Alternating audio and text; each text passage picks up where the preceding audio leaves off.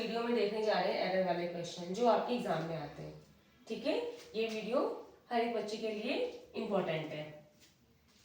First question हम देखते हैं, when there were a strong wind the pine trees made strong ED sounds.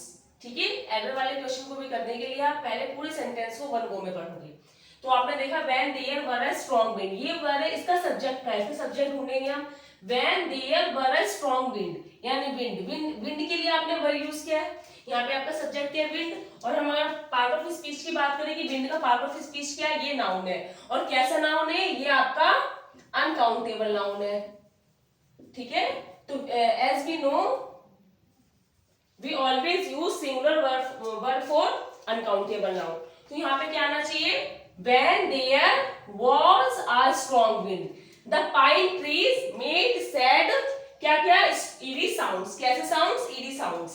और ED का मतलब होता है ऑकवर्ड, ऑकवर्ड। ईडी मींस विचित्र साउंड। ओके, तो फर्स्ट सेंटेंस में हम देखते हैं पार्ट वन में एरर है। Now second question, second question में क्या कहता है, no sooner had Kavya started her online class that the web connection was lost. Always remember कि हर सेंटेंस में अगर एक वर्ब है तो उसका एक सब्जेक्ट होगा। तो अभी हम देखते हैं सेंटेंस किससे स्टार्ट है, नो सूनर से। जैसे कि हमें पता है कंजंक्शन के रूल में है, कोई भी सेंटेंस अगर नो सूनर से, आइदर से, नाइदर से, नॉट ओनली बट आल्सो से स्टार्ट हो तो वो इन्वर्जन फॉलो करते हैं। What is the meaning of inversion? Inversion means first of all we write helping verb, then main verb, then subject and then we write main verb. ये आपका inversion का structure होता है। ओके, तो अभी हम चेक करते हैं क्या इन्वर्जन में कोई प्रॉब्लम तो नहीं है। No sooner had, had means helping verb, बिल्कुल ठीक है अपने जगह पे। Kavya subject, started main verb, तो इन्वर्जन में कोई प्रॉब्लम नहीं है। आगे हम चेक करते हैं, कंजंक्शन का रूल है कि नो सूनर के साथ हमेशा किसका पेयर होता है, नो सूनर के साथ हमेशा पेयर होगा आपका देन का। नो सूनर के साथ हमेशा पेयर होता है देन का। स्पेलिंग को ध्यान से देखना है, THAN नॉट THEN। ऐसे भी करके एरर आता है देन करके, तो आपको स्पेलिंग ध्यान रखना है।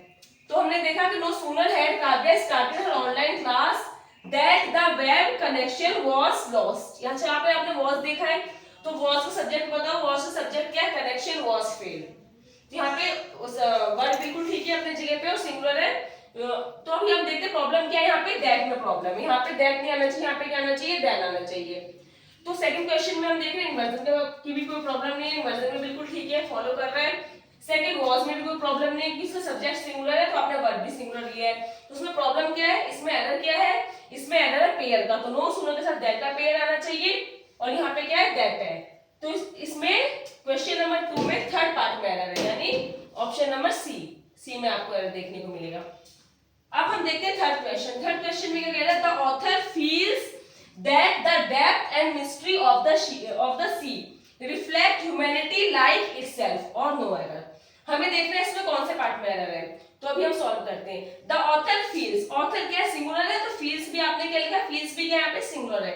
हमेशा याद रखना, अगर आप वर्ब में SIS ऐड करते हो तो वो आपका सिंगुलर बनता है, और अगर आप नाउन में SIS ऐड करोगे तो वो आपका प्लूरल बनेगा। तो आपने देखा तो ऑथर फील्स बिल्कुल करेक्ट। दैट क्या फील किया, the depth and mystery, depth and mystery अलग अलग चीजें। ऑफ द सी रिफ्लेक्ट, इसलिए यहाँ पे रिफ्लेक्ट्स नहीं है, रिफ्लेक्ट है। ओके, सब्जेक्ट प्लूरल है, इसलिए वर्ब भी आपने क्या लिया है, प्लूरल लिया है। रिफ्लेक्ट क्या रिफ्लेक्ट करता है, ह्यूमन लाइक इटसेल्फ। यहाँ पे ह्यूमैनिटी नहीं आएगा, ये इसका पार्ट ऑफ स्पीच क्या एडजेक्टिव है, तो यहाँ पे क्या आना चाहिए, human, human like itself. Okay, यानी थर्ड क्वेश्चन में कौन से पार्ट में एरर है, सी पार्ट में एरर है। अभी आपने देखा फर्स्ट में एरर है, फर्स्ट का आंसर है बी पार्ट। सेकंड का आंसर क्या है, सेकंड में आपका है सी पार्ट में एरर। थर्ड में अभी आपने क्या देखा है, थर्ड में कौन से पार्ट में एरर है, सी पार्ट में एरर है। अभी हम देखते हैं फोर्थ में क्या एरर है। ओके, अभी हम देखते although he like to eat good food he did not like paying high prices for it. मतलब ये कह रहा है कि हालांकि उसे अच्छा पसंद है, अच्छा खाना पसंद है, लेकिन हाई प्राइस पे करना उसे पसंद नहीं है। तो हमेशा याद रखना, कंजंक्शन का रूल कहता है कि ऑल दो के साथ, ओके, ऑल दो के साथ, ऑल दो का मतलब हालांकि दो, ऑल दो सेम है, ऑल दो के साथ हमेशा पेयर बनेगा आपका येट का और कॉमा का। हमेशा ऑल्दो के साथ क्या आता है, येट एंड कॉमा। अच्छा, आपको मिस्टेक क्या करके देंगे एग्जाम में, येट के साथ ऑल्दो के साथ बट का पेयर दे देंगे, लेकिन आपको हमेशा याद रखना है कि ऑल्दो के साथ येट आएगा, अगर येट नहीं है तो कॉमा आना चाहिए। अभी हम देखते हैं कि इसमें क्या मिस्टेक है। Although he like to eat good food, okay comma है। ही डिड नॉट लाइक क्या नहीं पसंद है, he like to eat and he did not like to pay. He did not like, यहाँ पे पेइंग नहीं आएगा, यहाँ पे क्या आएगा, यहाँ पे आएगा to pay. He did not like to pay high prices, okay, यानी पैरेललिज्म को ये फॉलो करेगा। अब हम दोबारा से पढ़ते हैं। Although he like to eat good food, he did not like to pay high prices for it.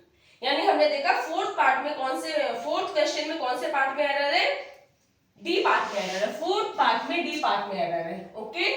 Fifth में देखते हैं, Tom is more popular than any student in the class और नो एरर।